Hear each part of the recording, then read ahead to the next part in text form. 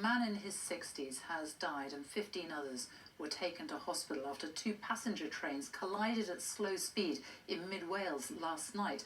Well, Hal Griffith is in Llanbryn Mawr for us in Powys, and tell us more about what happened. Well, Sophie, we know that the two trains collided on the track just behind me. You might be able to pick out their roofs. Their carriages conjoined in a collision head-on, travelling in opposite directions. Now, we understand that one of the trains travelling westwards from Shrewsbury failed to stop at a passing point. And so, all day, the investigators have been trying to establish why that happened and whether this accident could have been avoided. Mangled metal marks the spot where two trains met, travelling in opposite directions.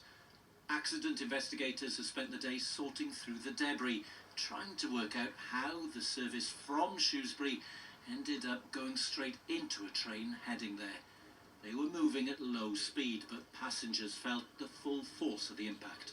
Somehow my body bent the leg of a table and ripped it off its kind of bolts attached to the wall. Suddenly I was on the floor with my laptop strewn ahead of me, wondering what the hell had happened. Between them, the trains were carrying more than 40 passengers, 15 of which had to be taken to hospital. Another lost his life. Sadly, a man in his 60s has died following the collision. The circumstances leading to his death are currently under investigation. So what went wrong? We know the line is a single track, and so the trains should have used a passing loop around a mile away to avoid each other. Last night that didn't happen, and the train from Shrewsbury continued until the crash. Accident investigation reports show there were signalling issues on the Cambrian track in the past.